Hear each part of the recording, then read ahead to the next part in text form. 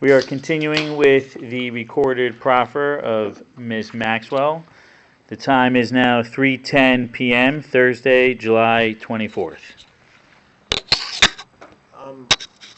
My colleagues alerted me to a couple questions I think I may have forgotten to ask you. One is, sorry, I'm just going through my notes. Well, we talked a few minutes ago about this birthday book that there's been press about.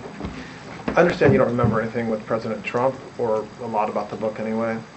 Do you remember asking President Trump to submit a letter for that? I do not. And do you remember, would you have been the one to do that, or would somebody else have done that? I did ask some people. I don't remember Mr. Trump. I don't remember who I did ask, but Epstein also asked people himself directly. Okay. So it could have happened that way, if it happened at all. I'm trying to find all that.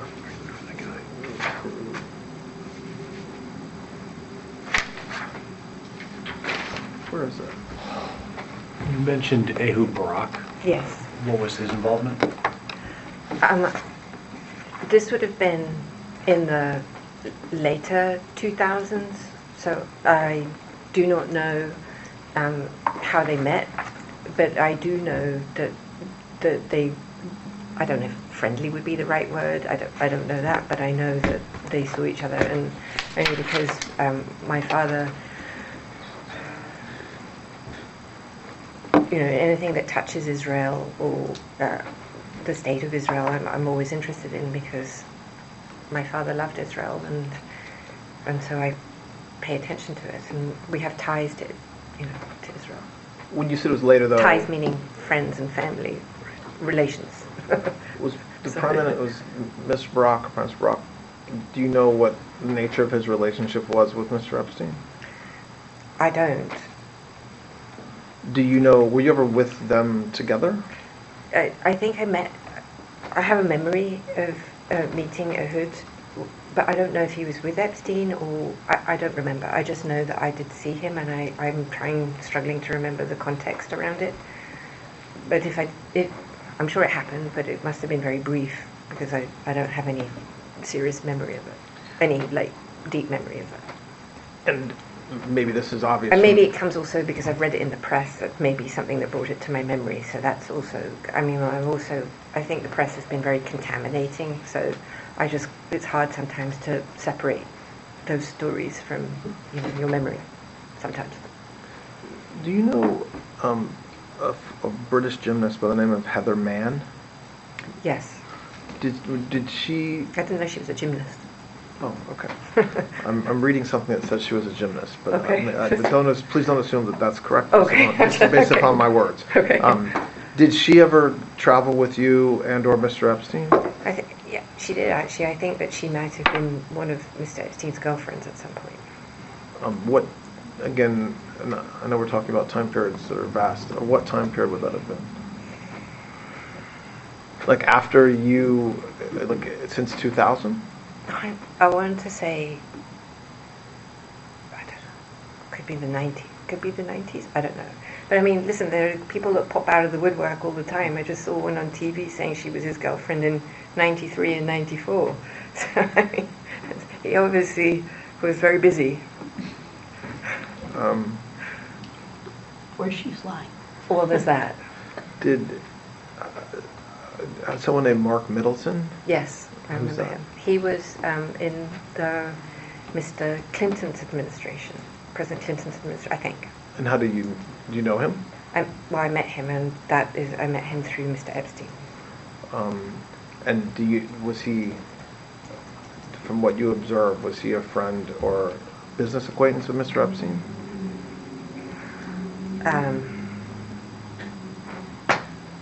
I only saw him a handful of times, but I did see him with him. He seemed friendly. I don't know if I would characterize I mean, only having seen him briefly, I don't know how to characterize that. Do you know whether he flew on airplanes with Mr. Epstein? Did he visit the island? Do you know anything about that or their relationship as it relates to that? I don't have any recollection of seeing Mark Middleton at the island.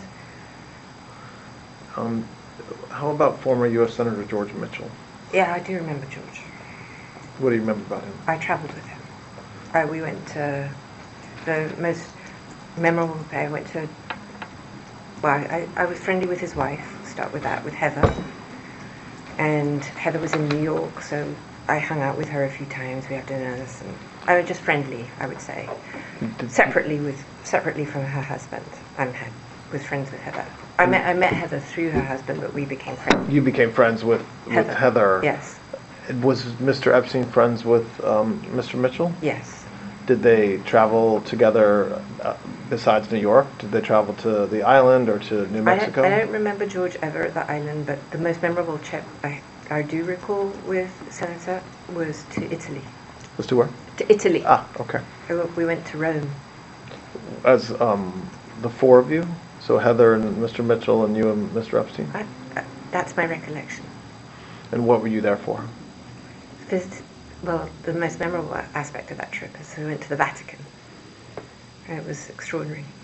And the most extraordinary thing was going to the archives and holding Henry VIII's document to the Pope, asking for his divorce. Do you know the former president of Colombia, Andres Pastrana? Yes. How do you know him? I met Andres Pastrana in a pub in Dublin. And did he travel with Mr. Epstein that you know? I don't know if I don't know if he was ever on the plane. I don't think he ever came to the island. But I went two places with Andres Pastrana. One was to Colombia, and Epstein came to that, and the other was to Cuba, and Epstein was there, and Pastrana was there. And what were the purposes of traveling to Colombia and then Cuba?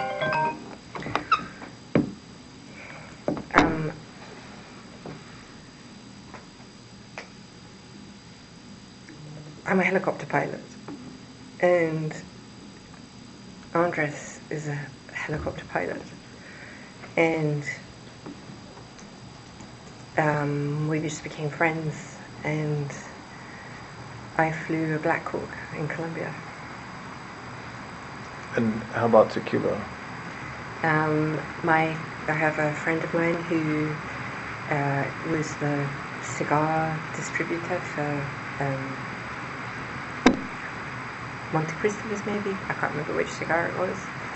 And so we went there, and he organised the trip, and we met Fidel Castro. When was that approximately?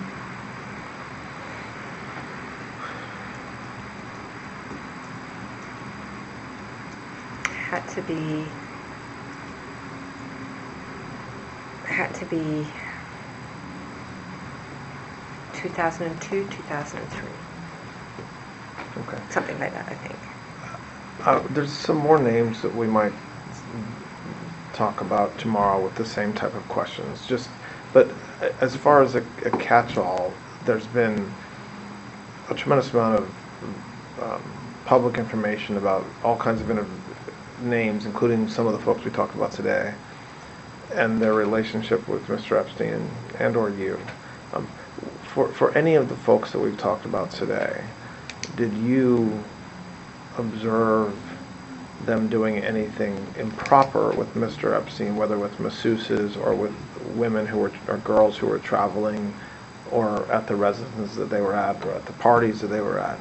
I did not ever at any time see that.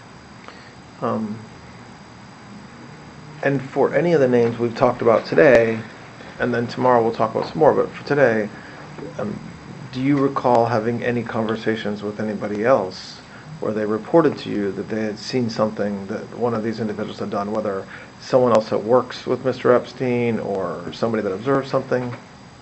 If anybody had ever reported anything, first of all, the answer to that is no. And also, I just want to be clear that had anybody ever reported anything illegal or disgusting like that, I would have immediately done something. And I never heard it, I never saw it, and no one ever complained to me, or tears, nothing like that. Okay. All right. So we took a break when we were talking about Mr. Epstein and his death. Oh, bless you. That's okay. Take your time.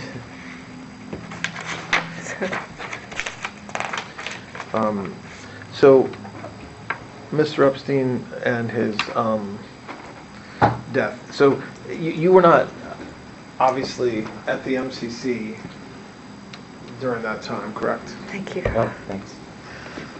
Thought you were giving it to me. I think I've got something blew up my nose. So just take some Like a water, it's frog. okay, no problem. You were not at the MCC during that time, correct? I was not.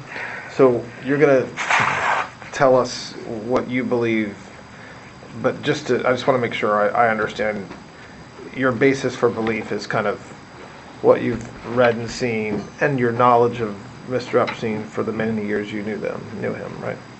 And actually, there's a third component. Okay. The answer to that is yes, and Okay. there's a third component to that, which is having experienced now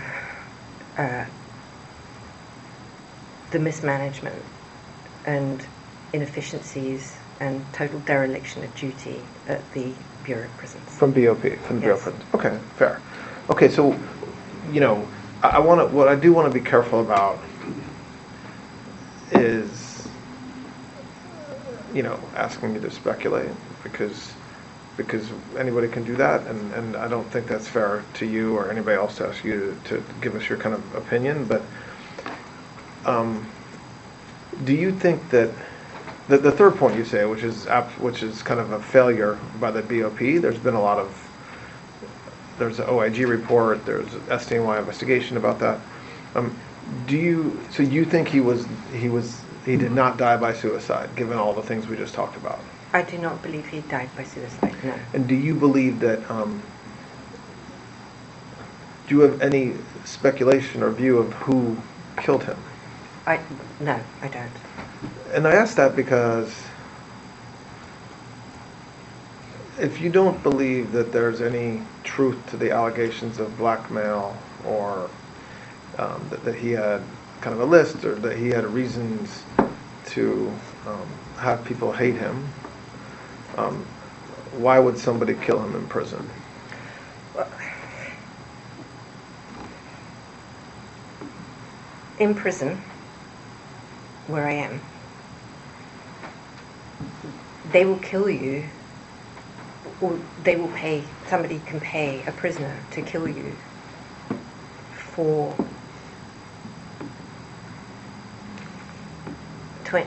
$25 worth of commissary is about the going rate for a hit with a lock today.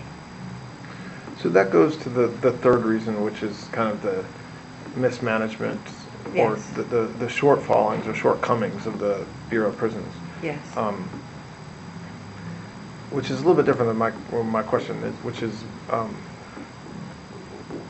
do you think there's somebody on the outside of prison, so putting aside what could happen on the inside, on the outside of prison, who wanted him dead so badly that he would have, or she would have, caused him to be killed on the inside? I think I don't see that. I think, is it possible? Of course it's possible, but I don't know of any reason why, and I don't believe in the blackmail or in any of this. I don't think Epstein had a hit on like that. If it is indeed murder, I believe it was an internal situation. Yeah, so you don't have any reason, first-hand knowledge, or even speculation, it sounds like, to think that that he was killed to kind of silence him, or to keep him from going public about people he knew about. I don't. No, because I think that is just part of the story that's been created that started back in 2008-9. Okay. Yeah, I mean, that's the point. Like, I don't think there's value in talking. There's been a lot of there's a lot of information about what happened, in the That's MCC, fine. but what is important to me is whether, if is the idea that he didn't die by suicide. That's one thing, but if to the extent that folks believe that he was murdered to keep him quiet or because he had information on rich and powerful people, do you have any reason to believe that that's true? I do not have any reason to believe that, and I also think it's ludicrous, because I also happen to think if that is what they wanted, they would have had plenty of opportunity when he wasn't in jail. Yeah. And if they were worried about blackmail or anything from him, he would have been a very easy target. In the time, so we've talked about a lot of time all the way up through 2009-10, and then the time that after Mr. Epstein was arrested. When's the last time you spoke with him?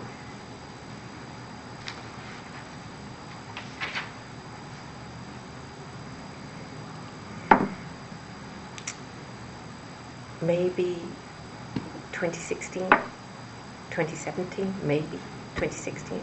2015, 2016, 2017, in that area, I believe. And when you're thinking about that last time, was that you had been talking to him a lot and then you stopped, or was that a one-off time and it was infrequent at that point? I really wasn't in communication. The only communications I had with him was with regards to the civil suits. The civil suit that I found myself in, the defamation suit I found myself in. I needed help. I needed information, and I didn't have what I needed. And so that was really what drove it, was me trying to get myself out of this situation, which I ultimately led to where I am today. And so when that, I don't remember even if I stopped talking to him before that. I thought he was angry with me anyway. He didn't like what I did, and I wasn't interested in what he had to say to me. And what did you think he was angry with you about? I think he was angry that I had even said that I had referred to her being a liar. He said I should have not said anything, but when the civil suits that were ongoing before Mr. Epstein's death, yes. Did your lawyers coordinate with his lawyers, like in discovery and things like that, on anything? I don't think we coordinated in I'm not sure. Okay. I don't want to misspeak. There was some degree of communication, for sure. I just don't know the degree that took place. So definitely, I was definitely hoping for him to be more helpful, and I was definitely, coordinating is not a good word because that sounds like I was trying to align myself. That's not where we were going here. But I was definitely trying to get help, as in documents or information that I could use to defend myself. That's 100% true. And the degree to which that took place, I don't recall. There was definitely some of that, though. I don't want to mislead you. And we touched on this earlier, but I just want to, I don't think we really ran it to ground maybe as much as we could. Like, going up through that time, so in the 16, 17, 18, up until the time he's arrested, had your view or your understanding of what had happened changed? Meaning, did you believe that in the late 90s or early 2000s, when he started, behaving much differently, did you believe what you were hearing about him at that point? My views, I didn't like the people he was with anyway. So I don't find, how do I say this? I like people who my age or older, and I don't find the society or the companionship of younger people who are younger people, I suppose, really that enjoyable. So I don't like the company that he chose to be with, and so I just was kind of boring and fundamentally uninteresting. That's probably the nicest way I can say it. Yeah. Okay. So I think what we should do is just spend a few minutes talking about tomorrow. Everything was great today. I think that it was very helpful, and I appreciate you trying to be as complete as you can. I think tomorrow, you said a few things today about materials that you brought.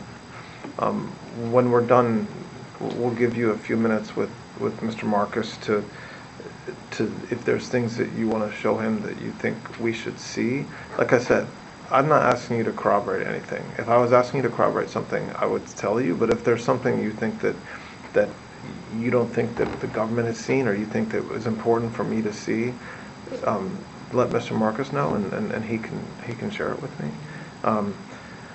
Tomorrow, we'll certainly have some follow-on questions when we all think about tonight, and I think you will too. You know, we can all think about stuff we've talked about. We covered a lot of different areas. I do want to talk more about you.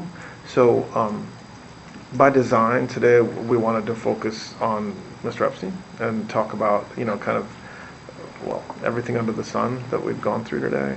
I do think it's important when we all evaluate what you've said today and kind of your story, to also understand why you're here, right? So you were indicted, you were charged, you went to trial, and I want to do that in a way that gives you an opportunity to kind of say your piece, or to say what you haven't said before, but also understanding that there was people who took the witness stand and swore to tell the truth and testified about you and what you did and what they think you saw and what they heard you say, and I'm not.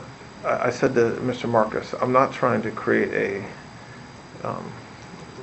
kind of a she said situation, or he said she said situation, but I do want to hear from you about your conduct, because it's important, I think, for when we evaluate what you say and how you say it, and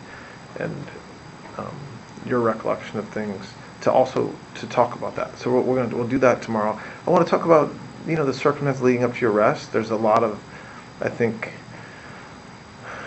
misinformation, or there's a lot of information out there that I don't know whether it's misinformation, but about the time from 2019 up until the time that you were arrested. And then, like I said, that'll take us through lunch tomorrow, and then we'll be done. I don't have a plan. I didn't know that I was coming here until this week. Okay, so I'm not. There isn't like a. We don't have like a schedule of what happens next or what happens. But that's not a negative thing. I'm just saying that's so you shouldn't take the lack of a next step as anything other than we don't have a next step yet. So. May I say something? Of course, yes. I just would like to put out there that I also focused on how I think the president got swept into some of this, unnecessarily, by the way. And I'm not a conspiracy theorist, and I certainly don't subscribe to all of everything that I see, but I do believe that there is animus in some areas that may have contributed to how the use of the president to harm him, that I find deeply offensive. And whilst I can't obviously say